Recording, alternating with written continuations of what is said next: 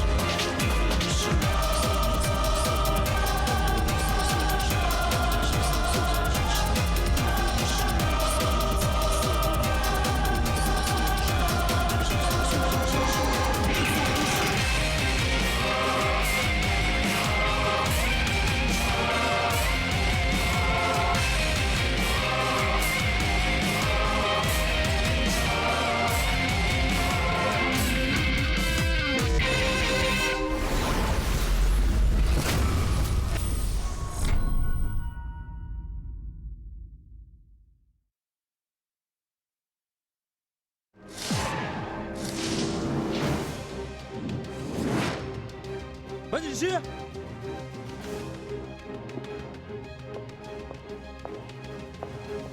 怎么了？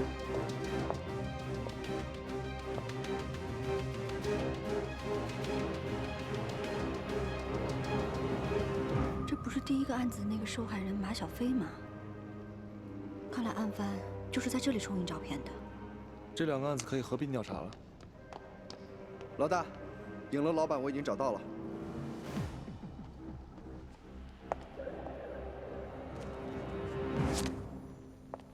走。你是这个店的老板？是的。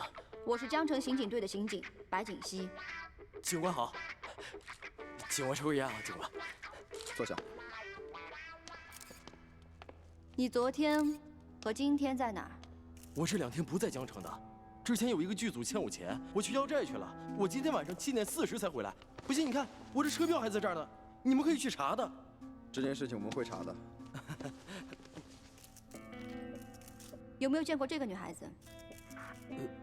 没见过。看仔细了，她很可能是来你店里拍过照片的客人。不可能的，来我这儿的人多多少少都有些印象，特别是女孩。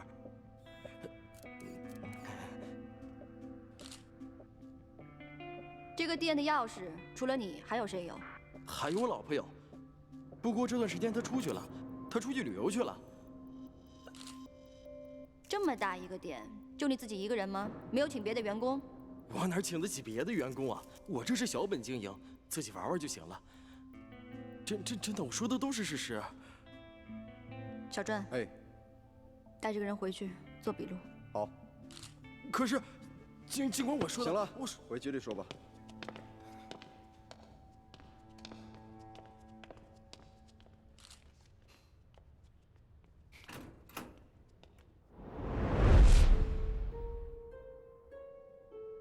说说吧，之前的那起强奸案是不是你做的？强奸？我没强奸，这事儿不是我做的。不是你做的啊？不是你做的，你大半夜的在案发现场附近跑什么？老大，你怎么知道这个人有问题的？当时在下雨，他居然不打伞，在大路上跑。如果是住在附近的人，怎么可能不打伞就出门呢？ 我确实不住在那儿，但是我真的没强奸别人。我去那儿是想偷点东西。我进了影楼，发现里面没人，就偷了点钱和一些值钱的东西。后来我进了一个房间，发现里面有很多模特。我看到沙发上躺着一个人，就走了过去。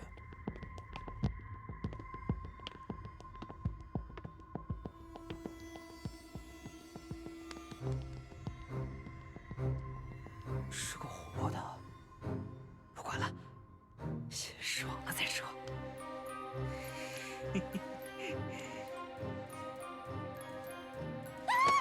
开始以为是个假人模特呢，结果摸了一下是真人，然后他就醒了，吓得我就跑了。我知道偷东西不对，但是我真的没有强奸人，真的，我说的都是真话，你们得相信我呀。你说的是真的假的，我们很快就会知道。小专，哎，带他去做一下精液化验，看结果是否匹配。走吧。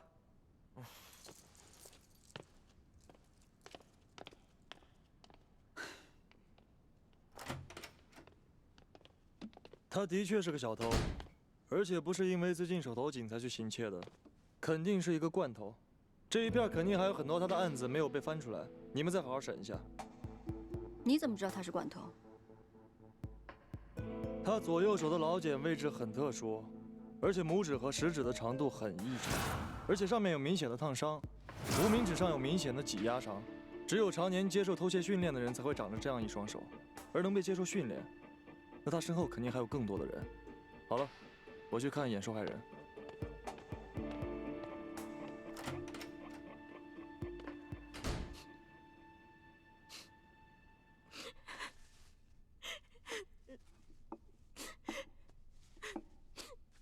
好了，你也别太难过了，我们一定会抓到凶手的。先喝点水吧。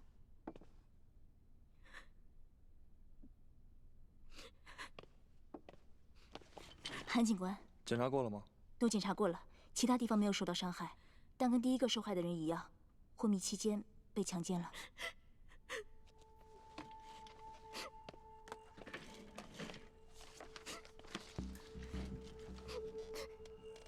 我不知道那个王八蛋到底是怎么做的。我明明在家里睡得好好的，为什么会在那样的地方醒来？你还记得昏迷之前发生过的事吗？我今天挺早下班的，大概7点多左右就到家了。因为有一些比赛感冒，所以吃了药就睡下了。几点睡的？我是边看电视边睡的，好像一集电视剧结束的样子，8点半左右吧。那中途有醒过吗？没有。当我隐约觉得在睡梦中，好像有人在摸我的身体。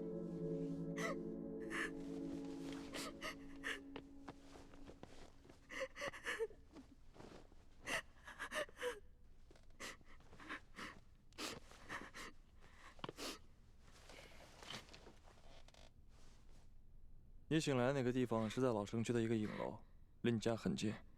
你之前有去过吗？我从来都是自拍的，我从来都不去影楼。那你对自己是怎么被弄过去的，还有印象吗？不记得，我只知道，我明明在家里睡得好好的，醒来却在那样的地方，而且还……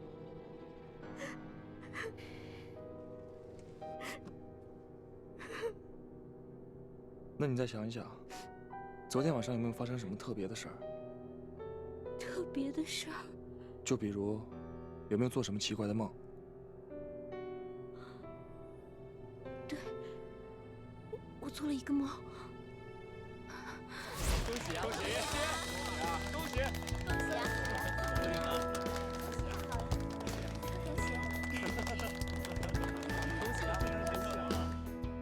我以圣父、圣子、圣灵的名义宣布，你们结为夫妇。上帝将你们结合在一起，任何人不得拆散。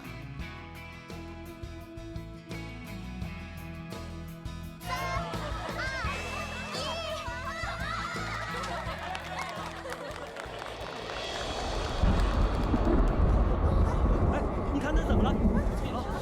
怎么了？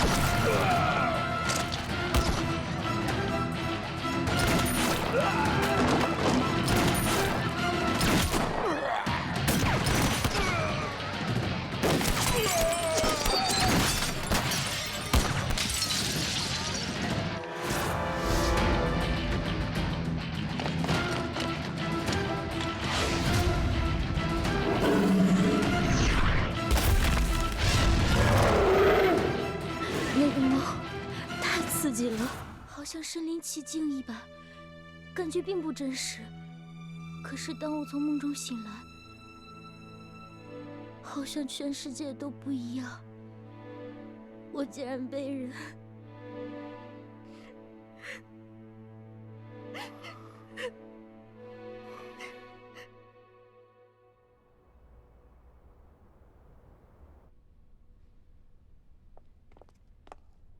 寒山，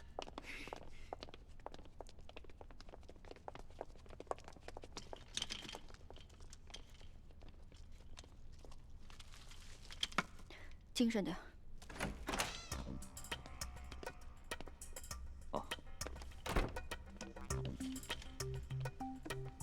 大家调查了一整晚，辛苦了。我给大家介绍一下，这位是咱们市刑警队新来的宁队长。坐。好。鉴于马小飞案和季雅欣案的相似性，市里决定调配各所的资源，并案调查。下面就由宁队长主持分析会。好，那咱们开始吧。周小传，你说说看，咱们现在都掌握了哪些情况？好，我们在现场并没有发现其他的线索，只是在受害人身上发现了遗留的精液痕迹，而且在我们的数据库中也没有匹配的 DNA。各位请看屏幕，这些就是2起案件红星剧院和影楼的现场照片。2位受害者在案发时都被放在了精心布置的场景内，而且2位在醒来的时候都声称自己做了一个美好的梦境。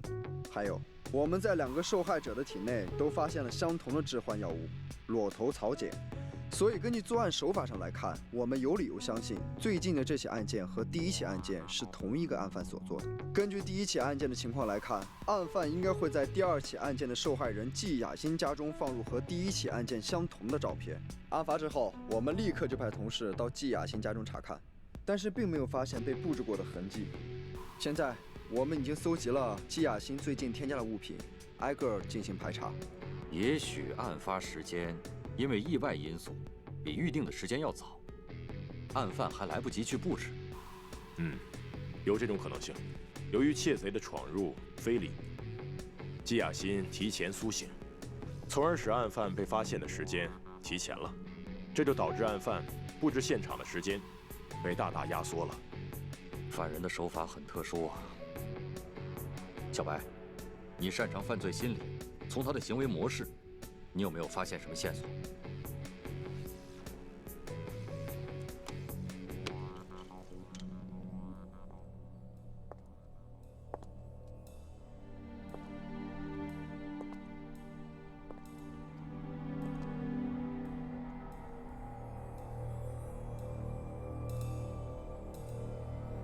假如我就是嫌疑人，我今年差不多25到30岁之间，相貌普通，身体结实。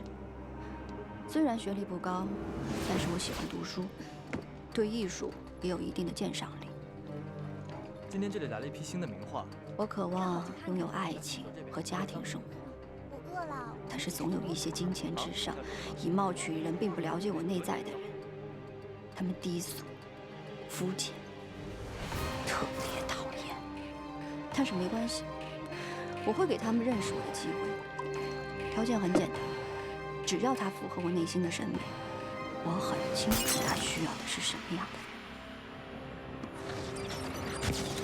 他不会距离我太远，因为我会在上下班的路上跟居住的附近发现他。我的工作自由度很高，我有足够的时间去观察他，了解他。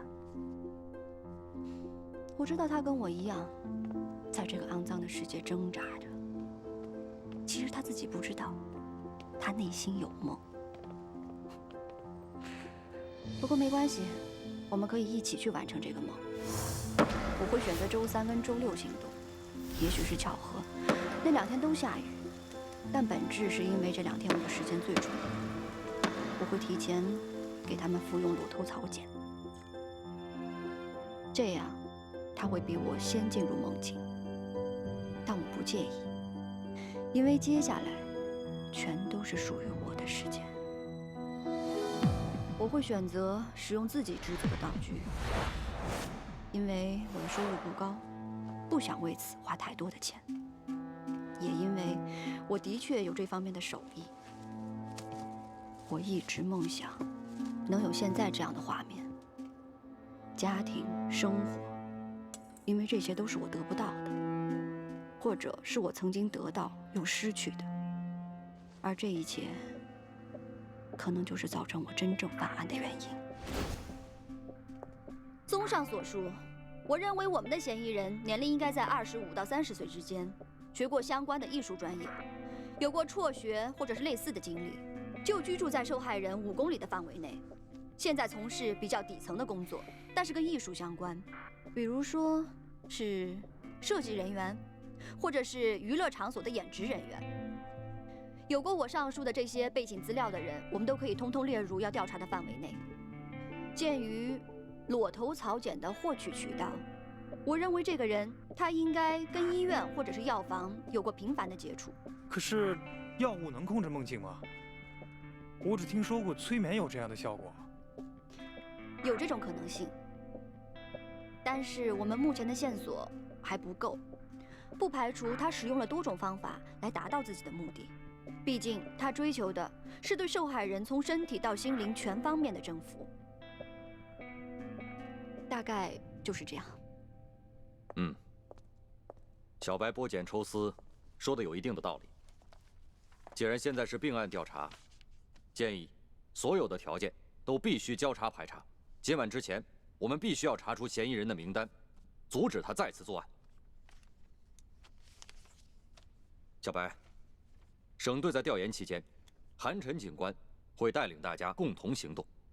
他经验丰富，屡获奇功，大家一定要好好的支持他。是。专案组现已成立，期间涉案辖区内各所都会积极配合。这2起案件性质恶劣，各位都是从市里各处派来的精英，无论如何，我们都应该尽早破案，还广大市民一个太平盛世，朗朗乾坤。是。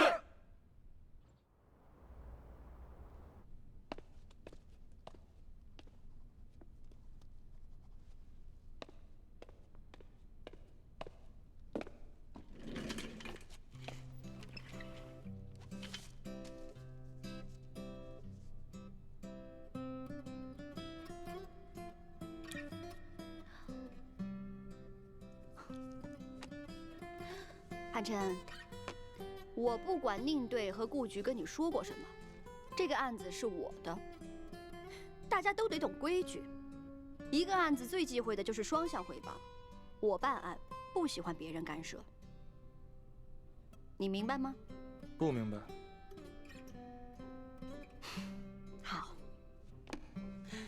我现在心平气和地跟你聊一聊。我知道你看不惯我们这些草根民警的判断，那你就说说你的高见吧。犯罪心理是所有侦查手段里最无知、最自以为是的一种。我为什么要跳到你胡乱框定的范围内，还要赞同你？你说犯罪心理无知，漂亮。那我现在真的要洗耳恭听你的高见了。又来这一套是吧？你又不说，好，那还是我先说呗。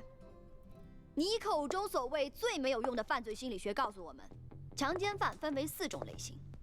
第一，补偿型，这种人在现实生活当中很失败，他性格内向、孤僻，而且自闭。他们犯案是为了补偿自己的无能感。很显然，我们要找的案犯不是这样。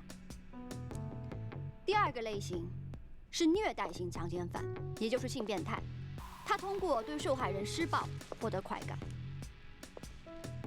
我们的案犯呢，他不但没有施暴，而且整个过程看起来很温柔。第3个类型是冲动型强奸犯。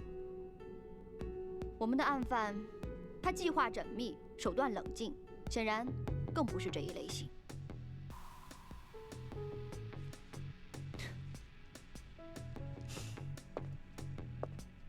我认为这个案件的案犯，他比较特殊，他应该属于第4类，移植情感型强奸犯的变异。这类人在现实生活当中也极为不如意，得不到认可，所以他在整个施暴的过程当中，极力的追求完美，为受害人造梦，制造一种假象，以期望获得认同。从现场布景里面那些充满生活气息的道具，就可以证明这一点。总而言之，他的梦有多美，他距离现实就有多远。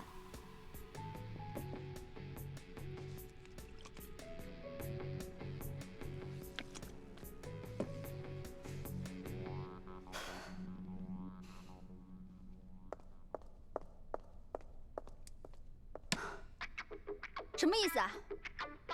干嘛不说话？你不是瞧不起我们犯罪心理学吗？那你倒是反驳我呀！你说的每一句似乎都很对，但这些理论对破案来说有什么帮助吗？事实才有反驳的基础，假设有什么好反驳的？按照你的方法去找犯人，就像是大海捞针一样。我敢说，在短时间之内，你根本没法确定谁是嫌疑人。不可能，我的犯罪侧写已经很完整了，嫌疑人的名单马上就可以出来。OK， 那我们来打个赌，如果你赢的话，这个案子我彻底沉默；但要是我赢的话，你赢了，以后你说往东，我绝不往西。好，这可是你说的。我说的。老大，韩神，有一个好消息和一个坏消息，你们要听哪一个？先听好消息。好消息就是我们已经锁定了嫌疑犯的范围名单。坏消息呢，就是一共有75个人。75个人啊，老大！我的天哪，这么多人，简直就是本市史上最多的一次了。怎么可能那么多？没办法，老大，我们点儿太背了。2个案发地重合方圆5里之内，除了有一个蓝星机械厂之外，还有一个什么游乐场——嘉年华游乐场。2个地方的底层人员，再加上符合你侧写的人员，零零碎碎有好几百号人。行了行了，我知道了。出去。我走了。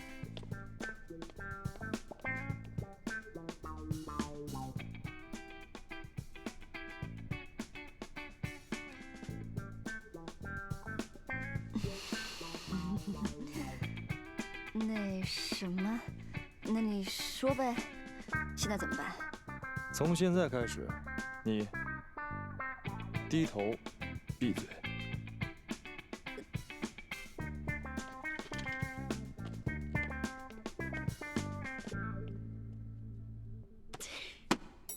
徐医生来了。徐医生又来看小白啊？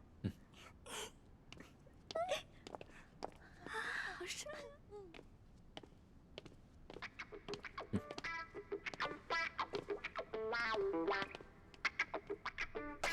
真是丢死人了！有什么了不起的？再多给我一点时间，我一定可以把嫌疑犯给抓出来，把这个案子给破了。欣欣，你来了。到点该吃饭了。我忙的都忘了时间了。行，先吃饭。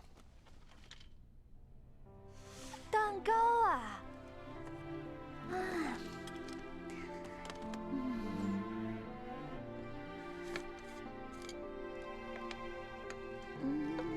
心情不好的时候呢，吃点甜食。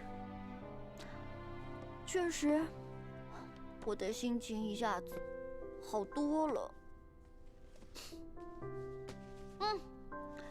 吃饭。对了，老徐，上次从现场抓到的那个嫌疑犯的 DNA 检验报告出来了吗？报告已经出来了，刚送去，跟之前那桩案子里提取到的嫌犯精液的 DNA 匹配了，大概今天能出结果。还是你们的速度快。唉，我现在对这个案子呀，简直是一头雾水。这个案犯呢，他设计的非常缜密，而且人冷静，连我一向最引以为豪的犯罪心理侧写都派不上用场。在附近啊，有太多的嫌疑人符合这一侧写了，我都不知道怎么办。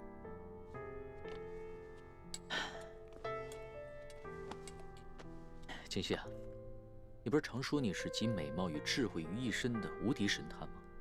要相信自己，这个案子你肯定能破的。没错，我一定会把这个案子给破了。我是谁呀？我是白锦溪，我是集美貌与智慧于一身的白锦溪，100年才出我这么一个人才。我一定不会输给那个家伙。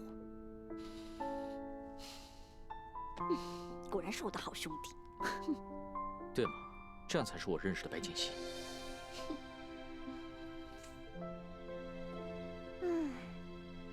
心情一放松，吃点东西，我觉得我的眼睛都快睁不开了。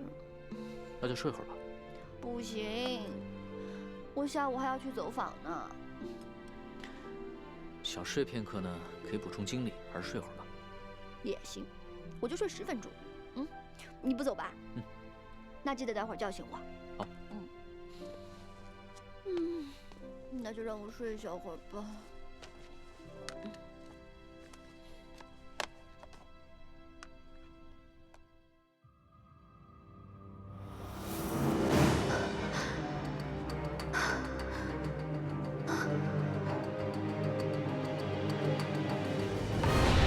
快走，走啊！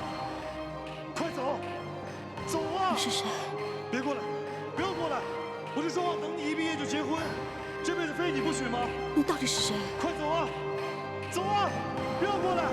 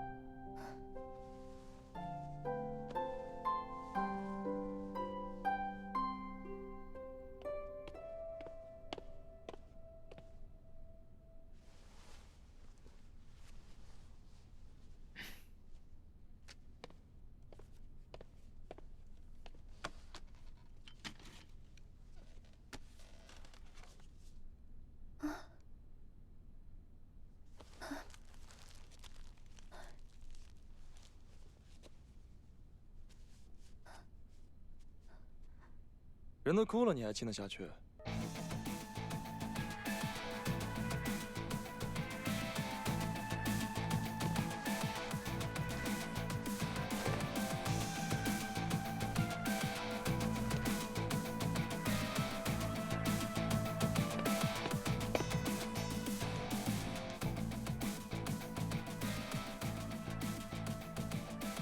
你们俩先聊，我过会儿再来，慢慢聊啊。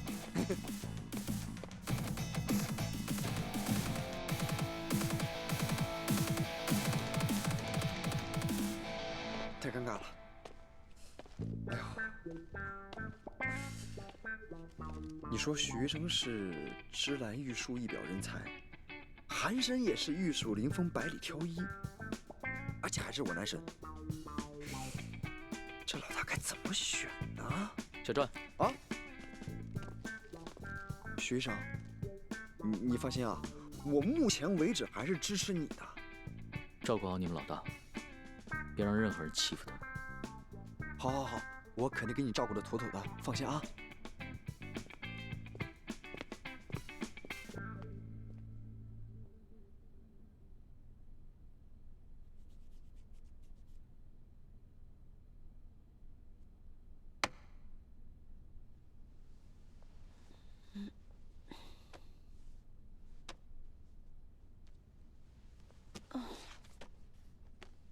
哭够了？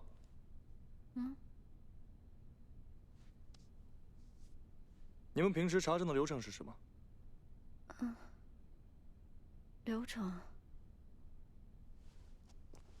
流程就是确定调查方向，相关人物走访，搜集证据还有资料，当然也要看具体情况。如果有关联的案件，还得去调取之前的档案。我没记错的话，你这个级别要调取市局档案，需要局长的签字吧？是啊，可是我不用啊，我去找市局的老周就可以了，刷个脸的事儿。这跟案子有关吗？这个案子我帮你破。不会吧？你这么好心？说吧，条件是什么？你帮我去办件事儿。什么事儿？私事儿。行。老大，潘神，我刚才去了趟尸检所，那里的小姚把2名受害者家中提取的证物进行了分类，看看能不能对比出来有什么相似路径，能不能帮助破案。太好了，特别大的帮助。但是老大，我们有75个嫌疑人，接下来要怎么办啊？这75个嫌疑人，如果我们挨个的去审的话，肯定能找出罪犯来。但是这样做工作量大不说，第一打草惊蛇，第二对被害人声誉也有损害。那怎么办啊？怎么办？我们这儿不是有一位大神吗？大神，你说说怎么办呀？传统刑侦的手法看起来似乎是有一些笨，但是比较实用。比起撞大运一样的犯罪心理，不知道强了多少倍。老大，别生气，别生气。你是律师对吧？是啊，怎么了？你怎么知道我是路痴？你有多路痴？其实还好。听好了，其实只需要1步就可以破案，但对于你这样的顶级律师来说，需要3步。无论什么样的人，他都有一个属于自己的行动路线。马小飞、季亚新，他们的家、公司、超市，还有饭店，每个人都有一个属于自己的行动图。而罪犯也一样，他也有一个属于自己的行动图。他上班的地方，他的家，或者是网吧。而他想选定2个人为目标的话，就必须在一个特定的时间和空间的交叉点。他发现了他。你的意思是说，在初次重叠之后，罪犯和受害人的行动路线还会多次的重叠？案犯大费周章的去布置案发现场，所以说他肯定是花了大量的时间去踩点。但是他的反侦查意识非常的高，所以你们在案发现场附近搜索监控，都会一无所获。也就是说，我们现在要查的并不是案发地附近的监控，而是受害人在案发前日常沿线附近的监控，找到与受害人同时出现次数最多的那个人。就算他再聪明，每次行动的时候都会避开摄像头，但是行动之前呢？他要从自己所在的地方到达被害人所在地，他不可能每次为了躲开摄像头而更改自己的行动路线吧？所以，从犯案的时间往前推1周，这2点之间，谁出现的频率最高，谁就是罪犯。哇！太厉害了，韩神，你果然就是个神！我告诉你，这东西你都能想到。行。按照你的方法试试。我们只要锁定了嫌疑人，就立马搜集证据，打他个措手不及。小专，哎，你去把2位受害人家附近所有的监控全部调出来。好。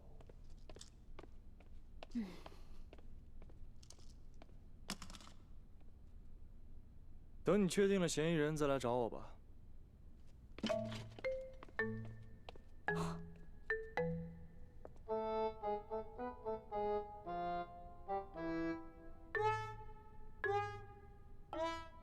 等你确定了嫌疑人再来找我吧。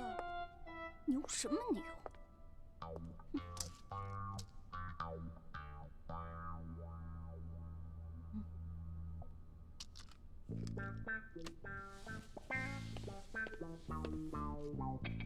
你干嘛呢？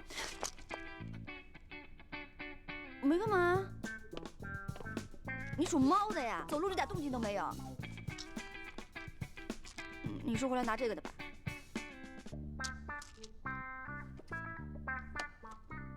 趁人不在翻别人的东西，是你的癖好还是职业病？我没有偷看，这他自己不需要跟我道歉，吃颗糖，可以让你的嘴更甜一些。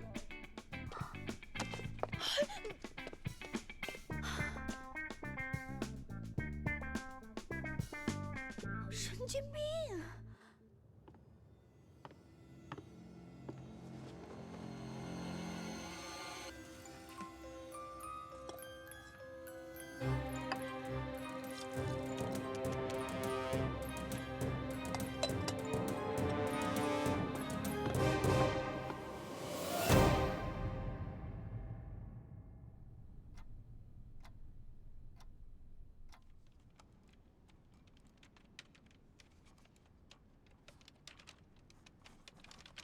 骄傲自大，目中无人，工作散漫又不负责任，还出入酒店夜总会，行为不检，仗着自己有些来头，就无组织、无纪律，太纨绔子弟的作风。贝氏来的了不起啊，大永公子哥了不起啊，成天端着，装给谁看啊？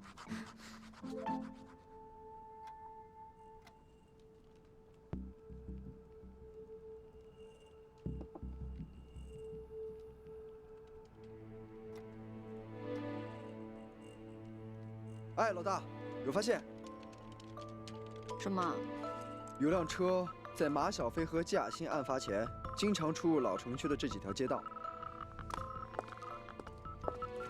就这个。能看清楚车牌号吗？不行，距离太远，看不清。那个是什么？车上的图案是什么？把画面放到最大。好。好像是冰淇淋吧？我看有点像巧克力，上面还有个小旗子，是纸杯蛋糕，是不是送蛋糕的车？爸爸说会带我去看马戏团的表演。是帐篷，是马戏团的帐篷。我在幼儿园跟马小飞家都见过这个马戏团的招贴画。小传，哎，把之前那个75人大名单全部调出来，凡是属于马戏团人员的资料全部调出来。好。小琪，你在这里盯着，有任何消息立马通知我。好的。走，马戏团走一趟。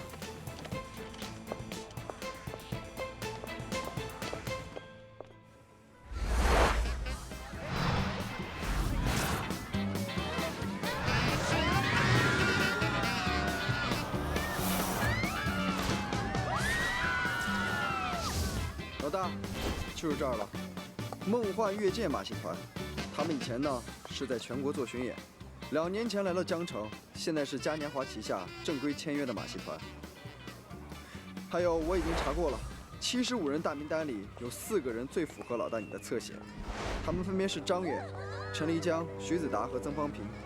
张远呢是这里表演飞刀的杂技演员，但是在案发前1个月呢，他已经请假回老家了。徐子达也是个杂技演员，在这里表演一些空中飞人的项目。陈林江是这里的小丑，而曾方平是这里的魔术师，好像还挺红的。